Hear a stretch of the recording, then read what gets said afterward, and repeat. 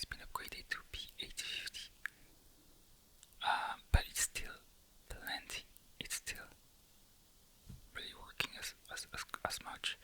It's working, I think, in P850 you have the Wi-Fi 7, something that I don't really need since I'm plugged through Ethernet. So I don't really need this, so I don't mind. I don't need to upgrade, basically, that's what I'm saying. This is the box. And inside we have left just a few components.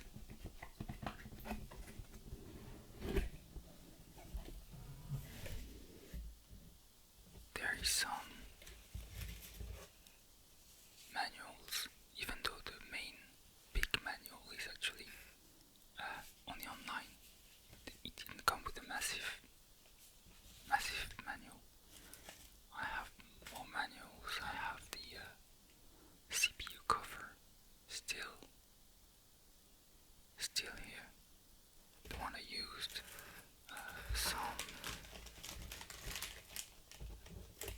Some screws for more SSD if I need.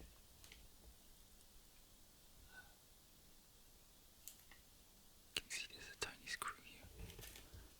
That's pretty much it, really. The motherboard is already installed, so there's nothing really interesting to see inside it.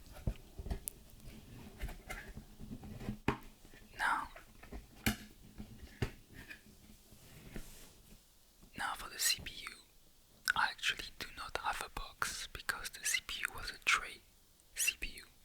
It means that the shop that I bought it from, instead of giving me a retail box with a CPU, they order a lot of CPUs on trays, which is basically a tray with a lot of different CPUs. And because they receive it this way, they can sell it for cheaper. You don't need to pay for the retail box and everything. I think you might not have a manufacturer warranty on this, but the store giving you a warranty. So basically, if you have an issue, go back to the store because it's a tray CPU, so they take on themselves the opportunity to sell it for cheaper, cost them less money, and they can basically make more money out of it, and it's easier for them, easier for us. But I don't have a box, so I have a B650 with a AMD 7600X. That's the other way to say it. It's a pretty good motherboard, but it didn't come with a cooler, so I had to get myself an external air cooler, which I will show you in a minute. The second part that I got after that is the RAM. This is the RAM that I had, which is a Corsair Vengeance RGB DDR5 6000 MHz. It's 2 stick of 60 gigs, which is 32 gigabytes of RAM. Now, here it says Intel XMP ready, but it works as well for the Expo on AMD. So I was able to just put it to 6000 MHz through the BIOS. This is the box, it's empty, there's nothing in there. There's a sticker on the serial number to, I don't know, just to make sure that it's safe.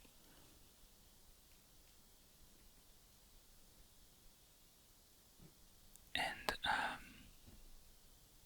the only downside that I wish I'd done differently, but I didn't have really a choice, is that this stick of RAM is actually CL36.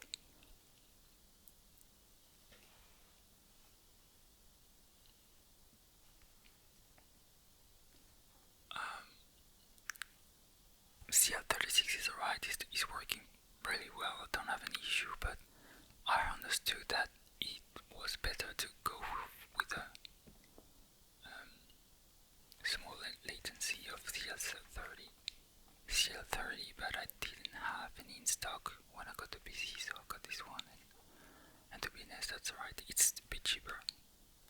much, but they didn't have the other one in stock, so that's the one I got. So that's the RAM stick that I got, and then some storage. So for storage, I got two different ones. I will actually make some space and remove those.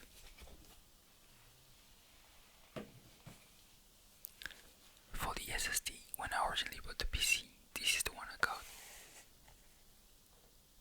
This is a gigabyte AORUS Gen 4 5000E SSD 1TB.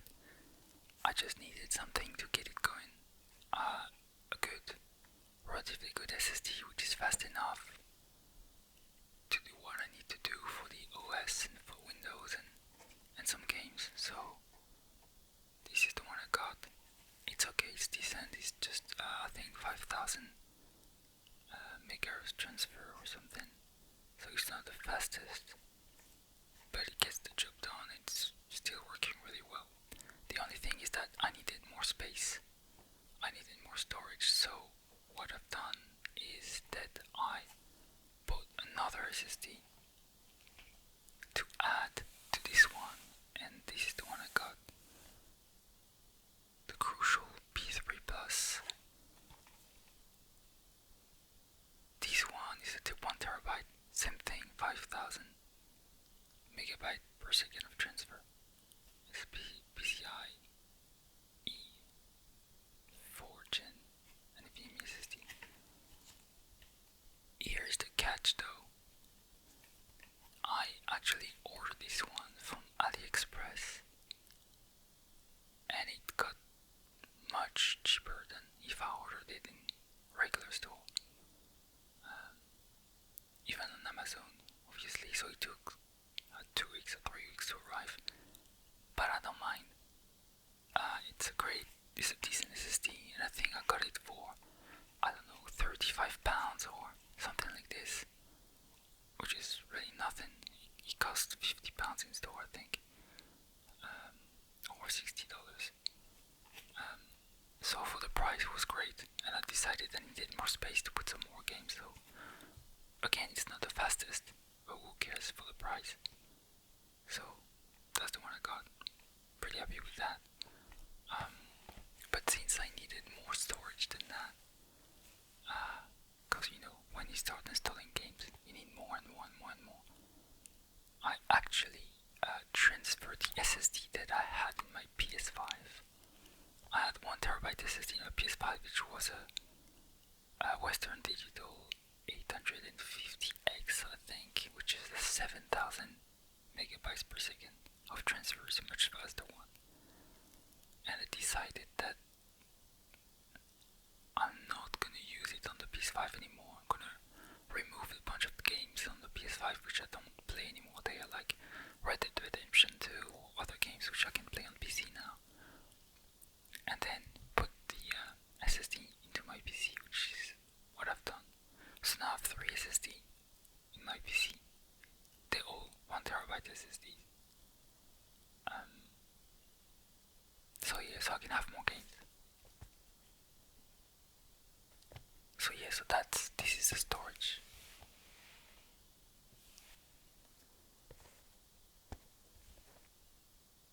Now, as I was saying, the thing is that the CPU doesn't come with a cooler. So I had a stock cooler, so I had to purchase one. So I wanted to get it going, so I ordered what was available in store at that moment. And I had a bit of RGB and a good one, and I always love my PC to be quiet.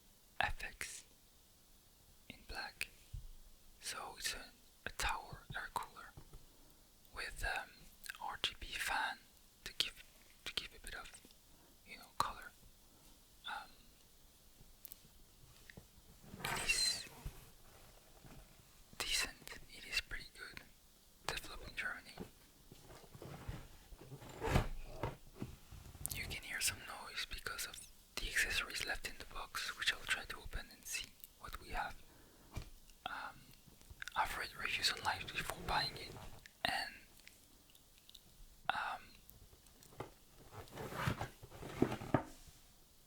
and it said that this is a great cooler, and with the 7600X it's gonna be great, and it's enough. However, I do find that my CPU runs pretty hot.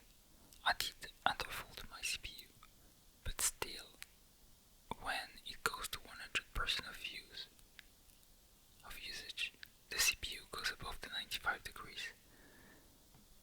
It means that this cooler gets the job done. There's no thermal throttling, but it is not good enough. It means not in terms of performance. In terms of performance, I'm alright. But in those times when it needs to go high, the fans is ramping up pretty high, and therefore this is pretty heavy. Sorry, pretty loud. And that defeats the purpose of what I wanted. So I believe I'm gonna update and upgrade to an AIO cooler when I can. If I do, I'll try to make a video about it. But so far, I guess the job done, and it's fine, and it's working, and I'm happy with it. I'm just not as satisfied as I thought I would be. So down the line, I'll try to update to an AIO when I can. I just didn't want to get, to just go about with the old issues of leaking and whatnot. I didn't want to have these headaches, so I didn't order at first. I thought an AIO is plenty, yes, it's good. But if you want it to be a bit quieter and still have great performance in terms of temps, I believe you don't really have any other choice than an AIO. I was told so many times that a 7600X, oh, it's fine, it's not a very powerful CPU, it should be fine. Yes, but it goes pretty hot. It is supposed to go to 95 degrees Celsius, that's what AMD said. But when it does that, the fan is very, very loud, so I'd rather get an AIO when I can, a cheap one if I can. Let's see what's left inside.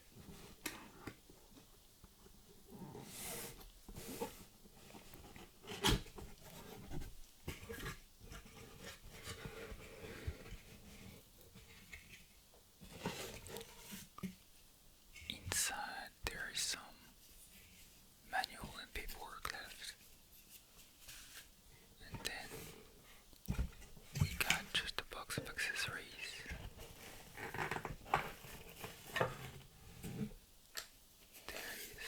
This is a box of all the hardware for Intel, which I didn't need to use because I am on AMD. So all the extra hardware and brackets are in this box. And then this is just actually the heatsink for my PS5 SSD, which I removed. There's a heatsink included on the motherboard, so I didn't need this. So I added this into this box. But yeah, this is pretty much it. Nothing really interesting inside the box.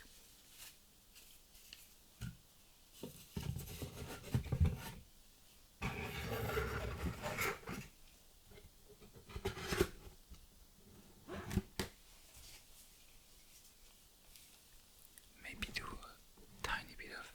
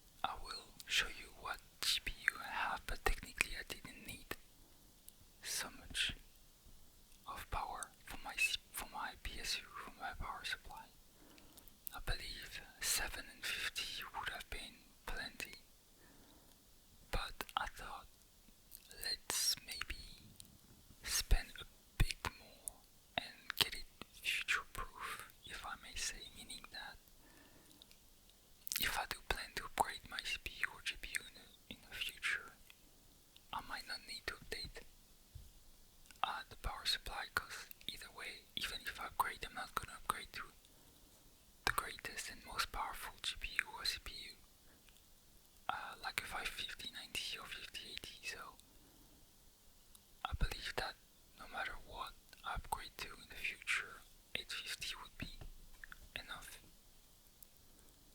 This is a great power supply. It's supposed to be quiet. That's why I got this one.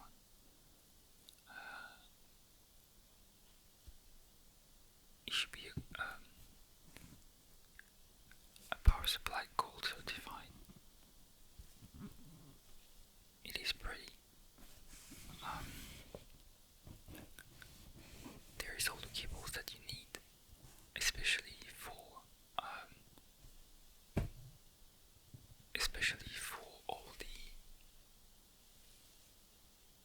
It has sometimes an hour. There is some hard time to focus on this, but especially for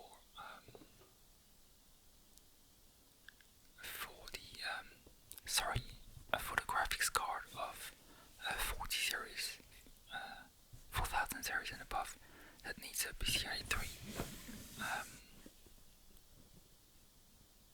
PCI 5.0 cable, which is 16 volt or something. I don't remember. I don't want to say something. I can't remember. But basically, it is a different type of cable for your GPU, which you need, that has enough power, I believe 600 watt or something, to be able to power these new GPUs of NVIDIA. So this is ready for that, so that's why I got this one as well. And also, it is actually matching my case. I will show you, I can't show you my case because it's pretty heavy, it's pretty big. I'll show you maybe in some B-rolls later, but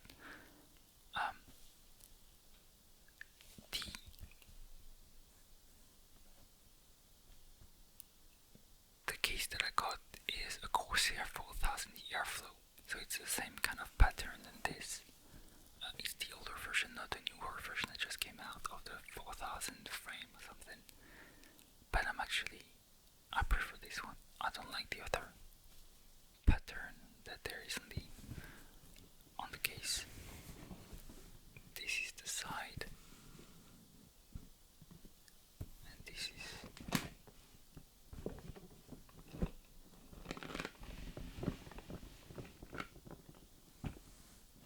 is the back. It's 80 plus gold. It's a great power supply. It's quiet. It's good. It's enough. No issue. It's Corsair. It is important to get a good power supply because you don't want this component to fail. This is something you want to have working well and not giving you any issues.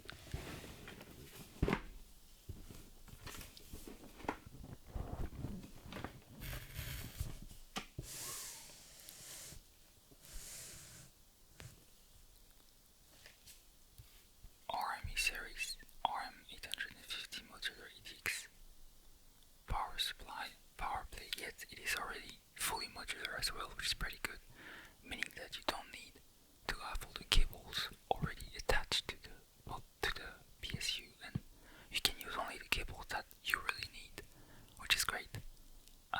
That's why I got this one. It was not much more expensive than the other one, but what was available in store.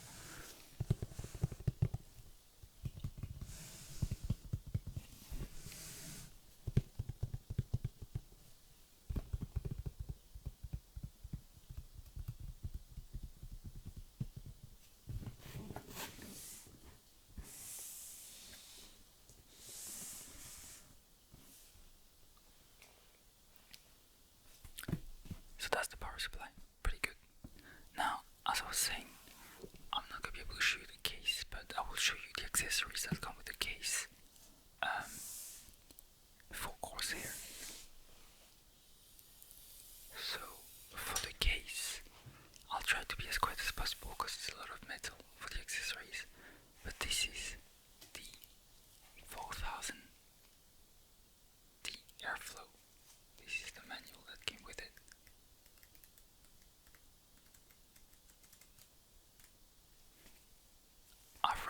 reviews about this, and I've been told that this is a great case, and whatever is the best for beginner and whatnot. Cause I was relatively a beginner when I got this one in terms of PC building. And it's a great case. I gotta admit, it is a great case in terms of build quality and easy of use in terms of building. However, I didn't know the limitation of what you can fit in the case. For example, you cannot fit a 360mm AIO at the top. So if I want to upgrade to an AIO, I will be limited to 240 or 280. But it's not the best, and you don't want to put it at the front, because I was told, and from all the research I've done, that it's not the best in terms of airflow. It's not an issue to have the radiator at the front, but it's best to have it at the top and get some intake fans at the front. So that's the manual that came with it. That's the box of accessories. Left, you have a bunch of different accessories, screws and whatnot left inside.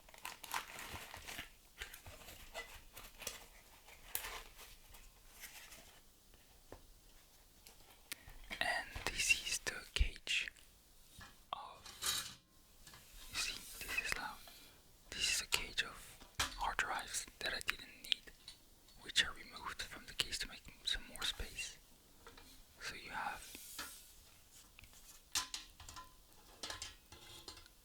the SSD, basically things that you put your SSD inside, and you put it inside the case, and then you have the cage for the hard drives. Pretty loud. And that's the case for the hard drives, which you put your hard drives inside, and then you basically plug it into the computer. I don't have any hard drives. It would be a good opportunity in the future to get a lot of, I don't know, storage for footage or whatnot. So maybe I will in the future, but for now I didn't need it, so I removed it from the computer. So this is the accessories for the case. So before I show you the graphics card that I have, I will show you a bit of the fans that I got later on. I needed some fans in the case for airflow. So the first one that I got, because I needed something cheap and quick, because I didn't know. I was a beginner when I built my PC. And even with the research that I've done, I thought that the case came with two Corsair regular fans inside, but it was not enough in terms of airflow. So I purchased the first cheapest fan that was available in store, and that was the one, the Entech F12 Racing. I got this one especially because I needed a controller to control the RGB and to plug more than 3 fans inside my case. So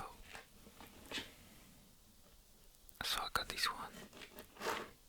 It is decent. I'm still using them. They are fine. They're RGB fans and they look good. The only thing is that they're not PWM, something like this, which basically I cannot see the rating of the speed of the RPM through the software to see what's the RPM for this one, at least not through the controller. So that's not the greatest thing in the world. Inside there is nothing left, I believe. Yes, just a manual about the controller and a box of accessories with a SATA cable, I think, something like this.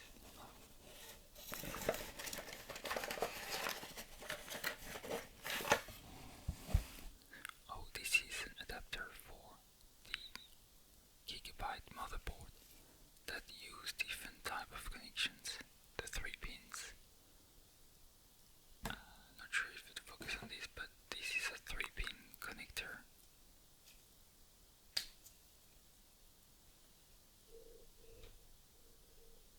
So they give you a cable, which I didn't need. I have a gigabyte motherboard, but it was not needed on mine. It's not that type of plugs. So after I got these, I actually wanted to replace these stock fans from Corsair, which are alright, but they are not the best. It's not PWM or something, and it's not either RGB, and I wanted to add some color to the fan. It's not that important, but I thought I might as well. So after I got these, I got more Intech fans, but this time I got these ones. And the difference is that these ones are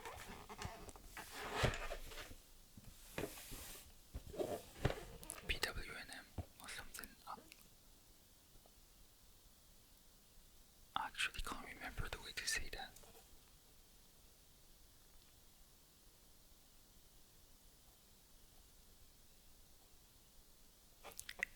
It is actually PWM, so no N, just PWM fans, so I can actually see what is the speed of the fans for these ones with the controller. It is nicer, higher quality than the other ones. The main difference is that for these ones, which are the Neon 120 ARGB and not the F12 Racing, the difference is in terms of the build quality, but also the LED, the LED. This one has the LED on the outside, while this one, the LED, it is the blade itself of the fans. So I got 3 of these to add for exhaust fans. So one at the back and 2 at the top. And this is the box it came in.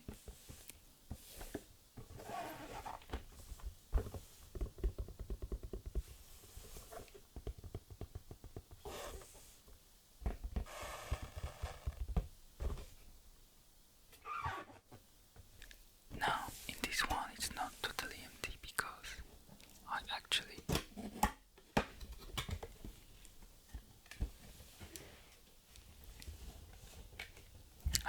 put the Corsair fans inside, which were not used anymore. So these are just stock Corsair fans, not even a logo, nothing. They are right, they are working well, it's a good quality in terms of build. I mean, relatively right. But there was not as much possibility with this, so you cannot control the RPM, it just goes full speed all the time. And that was pretty bad, because I wanted to be quiet, and also no RGB, and also just not the best, so I've decided to upgrade for these. So these are the fans that I have. So 3 intake at the front, and then 1 exhaust at the back and 2 exhaust at the top, and 1 fan for the CPU cooler. So it's a total of 7 fans in the build.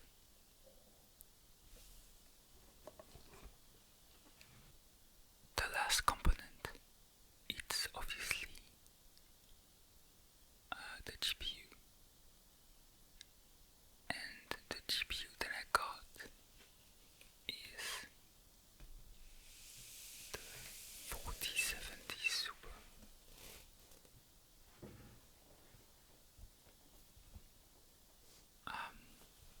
This is very exciting. This is the most expensive component of all the build.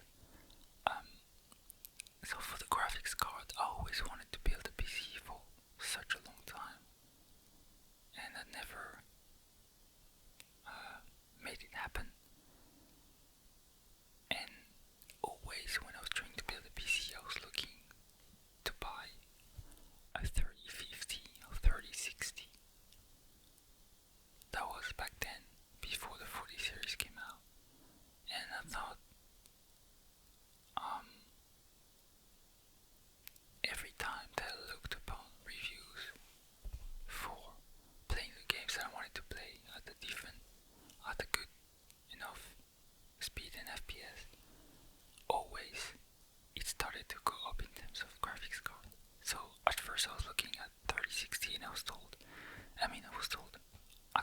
myself that 36 is not enough.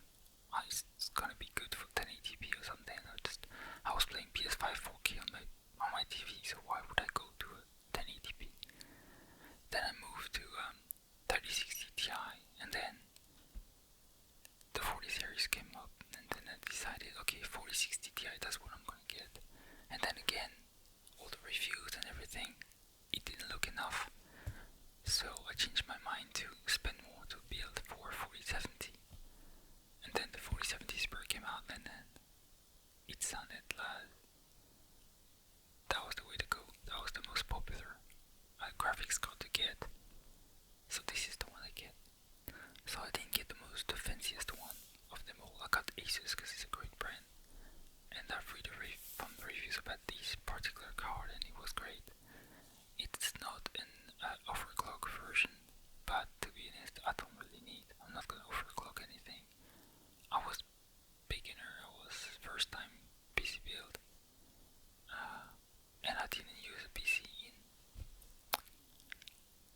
maybe 20 years, 15 years, 15 years. Yeah, I've always been used Mac for the last 10 plus years. So the last time I had a PC I was a kid.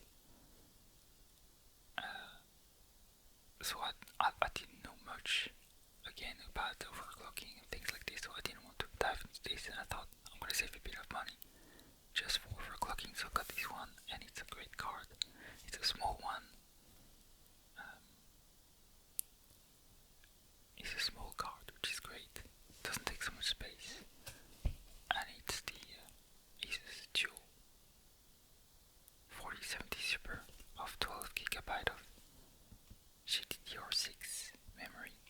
So the VRAM, it's getting to the point of now games of 8GB of VRAM, and the graphics card is not enough.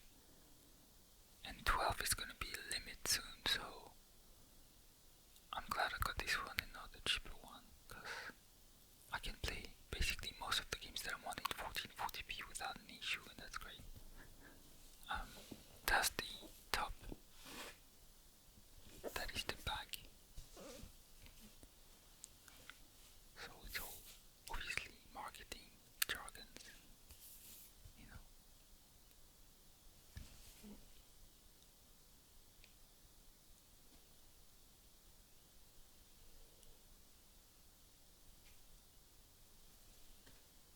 It is a great card. I didn't have an issue with this so far. Touch wood, as you might say. But it's working really well. It gives me good performance. So I'm happy with this one. That's the side. That's the other side. It's the same thing. So when I purchased this, the 50 series Casper was not out yet. That was a couple of months ago, so that was the best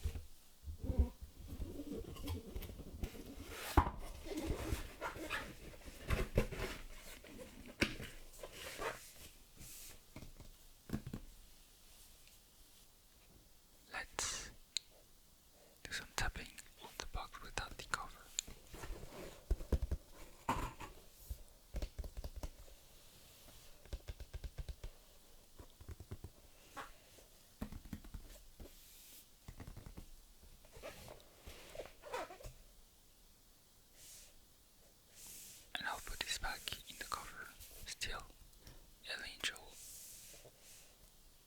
still with us. Oh, inside there was a card.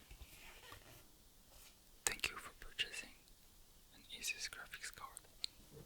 So all of this just to say thank you. It was pretty interesting.